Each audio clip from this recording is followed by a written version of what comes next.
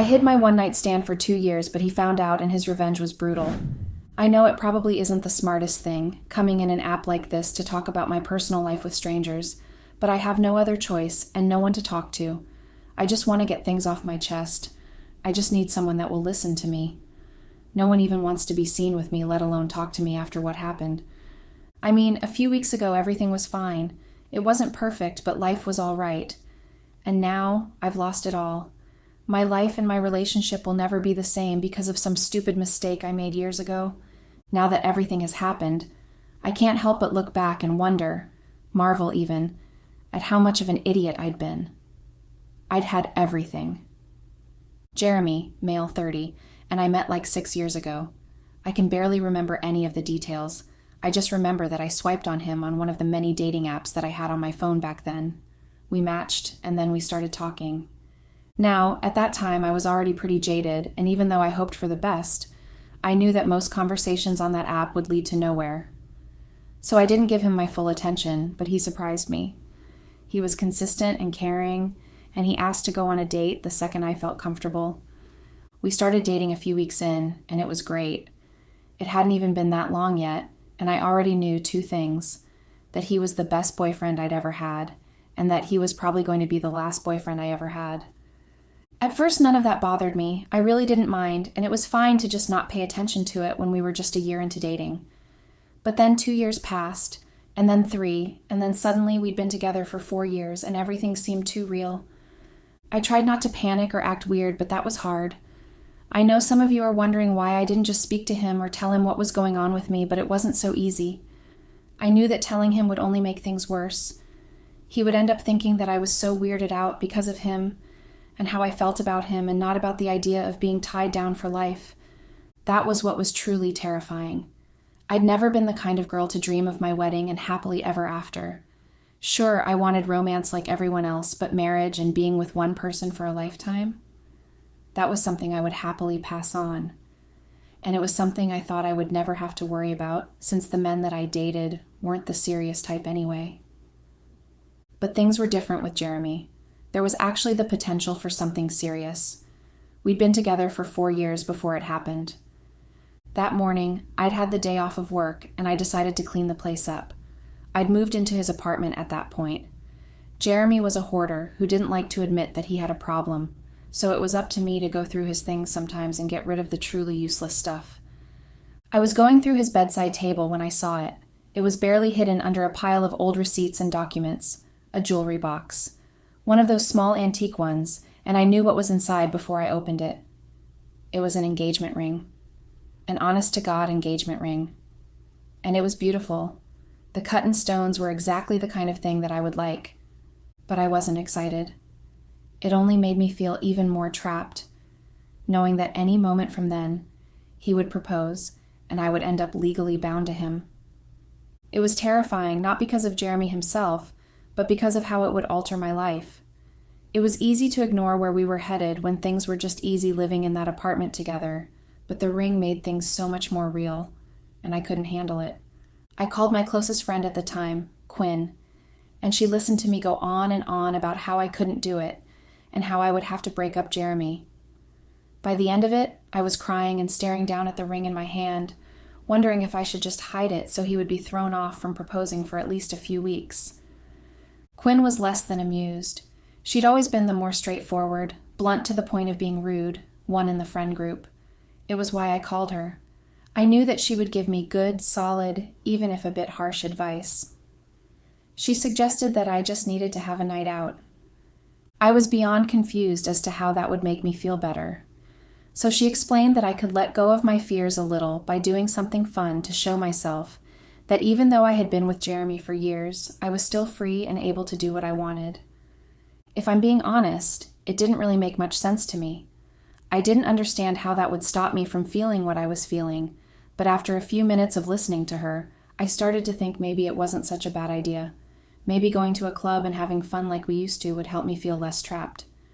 That night, Quinn, my other friend Becca, and I went to the club.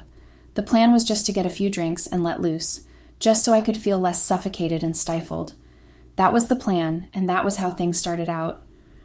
I even told Jeremy where I was going. I didn't tell him I'd found the ring or anything, just that I was going for drinks with my friends. Things started out like I'd expected. They were pretty tame and chill. We got some drinks, we caught up with each, we danced. But then Quinn pulled me aside and told me that I wasn't going to feel better unless I go all out. She said that I needed to think about the night like it was a kind of last hurrah before getting engaged, like a mini bachelorette. I thought that she was right, that if I didn't completely let go now, I would end up resentful when I was married in a few months. I had no idea how wrong we both were and how much it would end up costing me. I fully let go that night. I drank way too much. I flirted with random guys at the bar. I can't be sure, but I might have even danced on top of one of the tables at one point. Again, I'd never been a crazy party girl, but that didn't mean that I didn't know how to let loose when it was needed. There were a lot of guys that I flirted with that night, but there was one that stuck out, one that kept coming back. He bought me a few drinks and we chatted. We even danced together. My friends thought I was just having some fun, so they didn't say anything.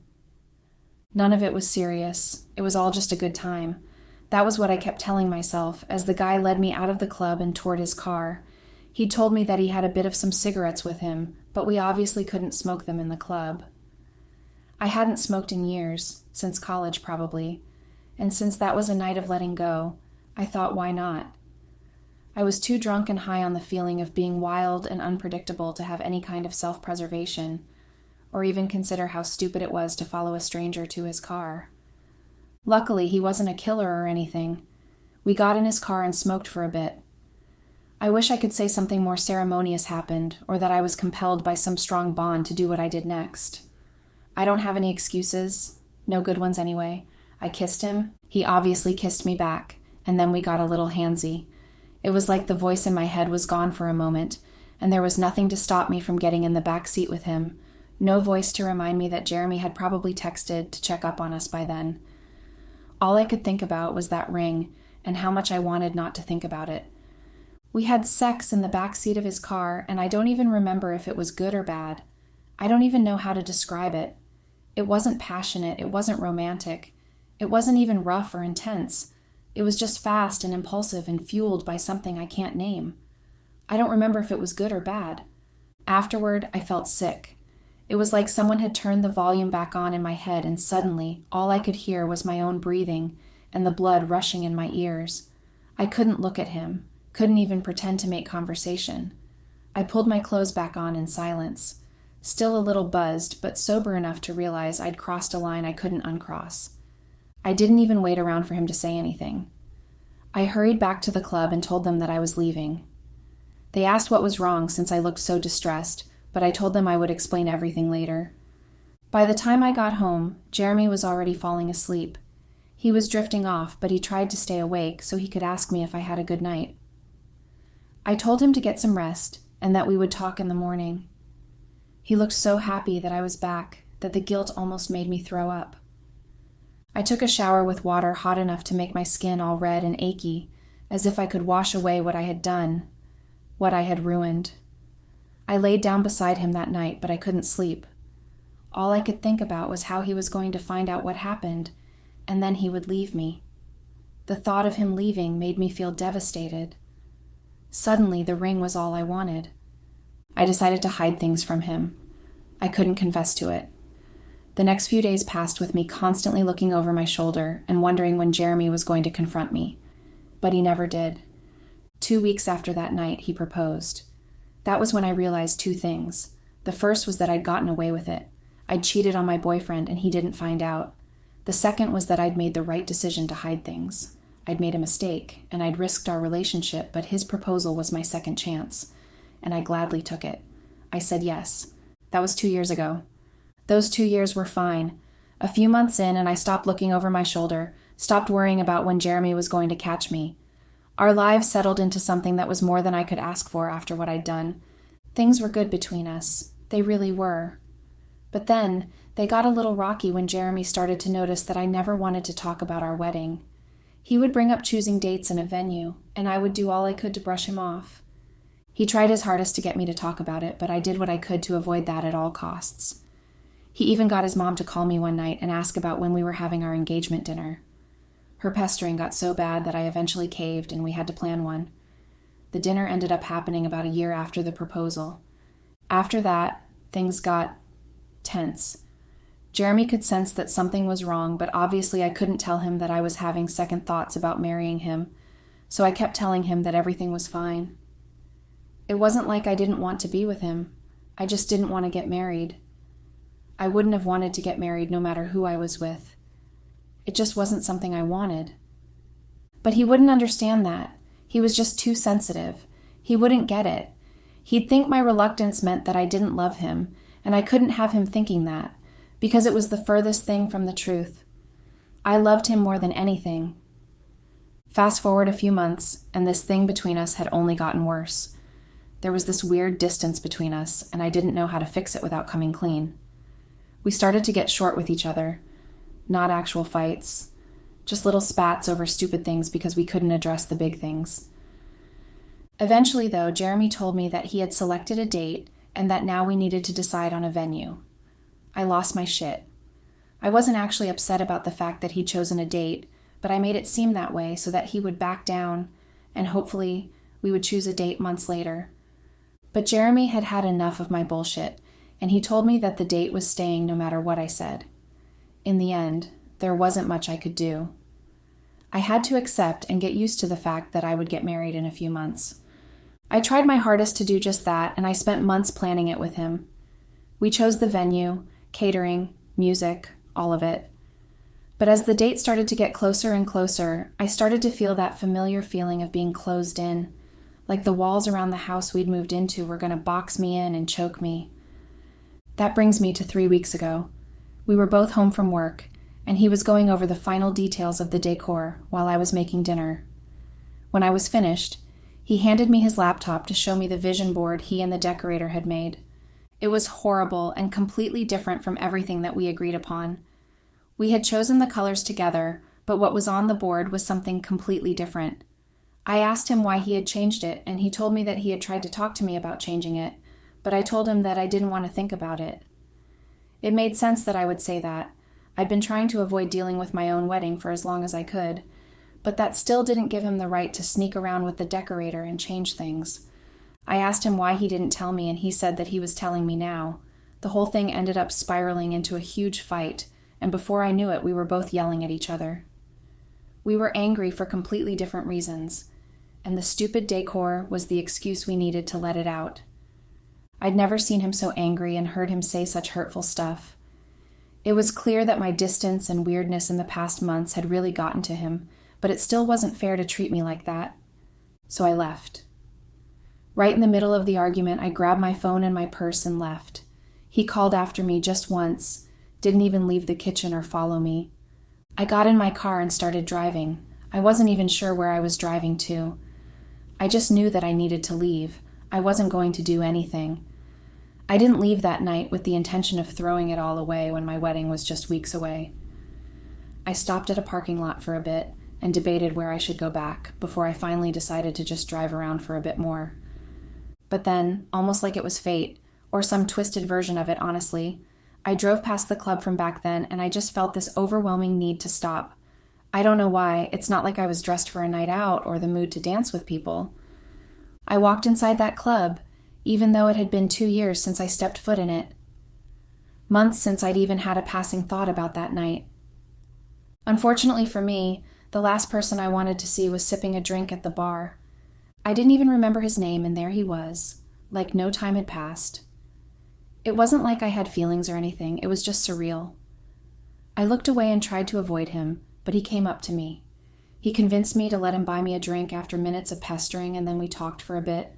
There really is no excuse for what I did. I wasn't even that drunk, and I wasn't even that attracted to him. But I was angry. I was furious at Jeremy for something that wasn't even technically his fault. I was the one with the commitment issues, and I still took it out on him. When he leaned into me, I didn't pull back. I can't explain myself. This post isn't about explaining myself. It's about talking about what happened. So I know that I need to be honest. There's no point to this otherwise. He kissed me and I kissed him back. I don't even understand why I did it. Maybe I was hoping for what came next. Maybe I was subconsciously looking for a way out, and I knew that he could give me one the second I saw him. All we did was kiss, That was it, but it was enough to ruin everything. I heard the door, but it was too late to pull back before he saw. Jeremy was standing there watching us, still angry and completely confused. I was confused for a second because I knew that if he'd had followed me the second I left, then he'd have definitely caught up with me at the parking lot. I was trying to make sense of how he had found me when I remembered that we both shared our location with each other. Jeremy stormed out of the bar, and I rushed after him like I'd hoped he would have done hours earlier. He was in his car before I could get to him, and I watched him drive away for a second too long before I got in mine. I remember the relief I felt as I drove after him and saw that he was heading back home. By the time I got to the house, he was already inside. My heart was racing as I walked in, but I knew that I had to face what I had done. He was sitting on the couch already waiting. Neither of us said anything for a long while, and then he finally demanded that I tell him what was going on. Hours ago, we were looking at the vision board for our wedding, and now he'd just watched me kiss another man. There was no way I could spin it so that it wouldn't look bad for me. So I tried to tell him that I'd gotten more than a little drunk, completely forgetting that I'd just driven home perfectly well.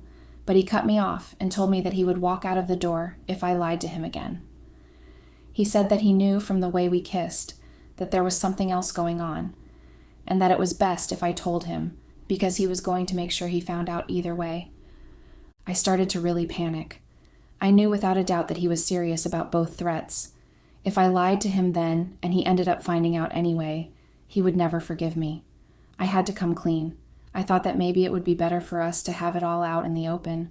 I could tell him about my mistake, and then we could work to move past it before we finally got married. I couldn't have been more wrong. He listened without saying a word as I told him the truth.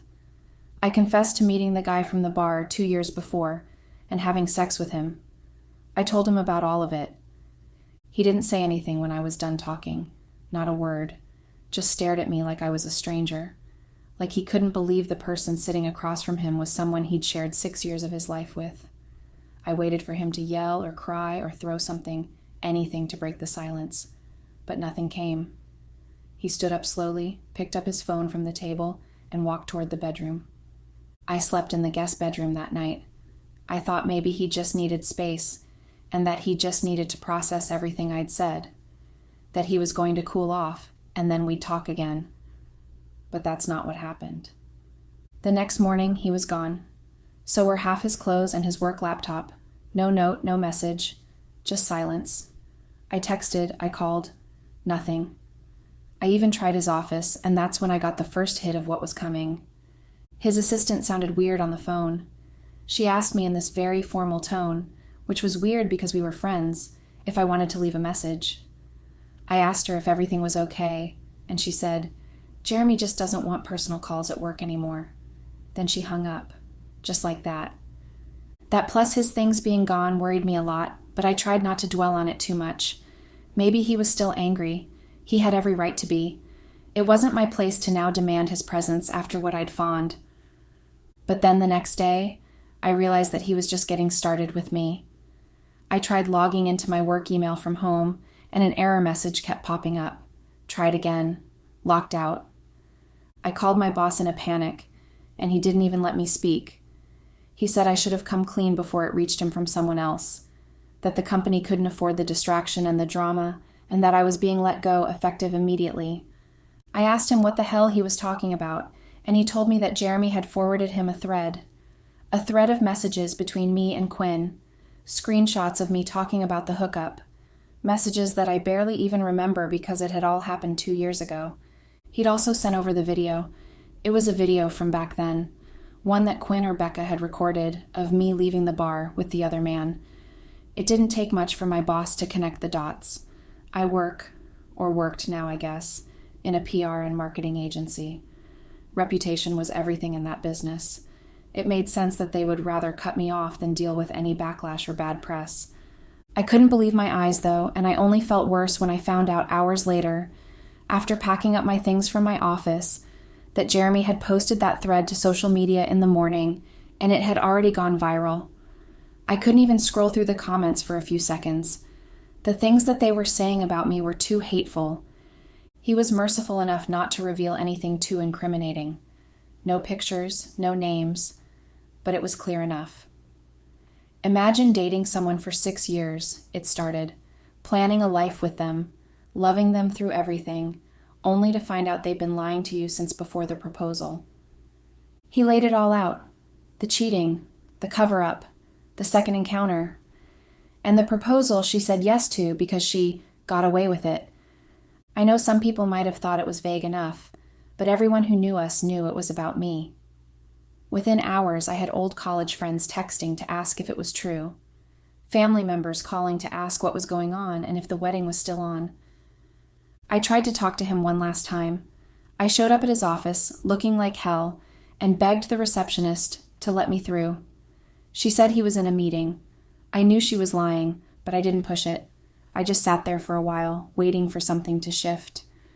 But nothing did. He never came out. He blocked me on everything. Socials, calls, even email. I had to hear through a mutual friend that he canceled the wedding officially a few days later and donated the venue deposit to a charity. It was ridiculous. I was his fiancée, and he didn't even speak to me before calling it off and donating all that money to some charity. And the ring? He didn't ask for it back. It's been weeks and he hasn't said a word to me, much less ask for it. It's sitting in a drawer now. Proof that I could have had something real and I ruined it. My entire life had been upended in a few days. I went from planning a wedding to being jobless and alone. I could have had it all, but I lost it. 6 years of my life gone because I was scared and selfish.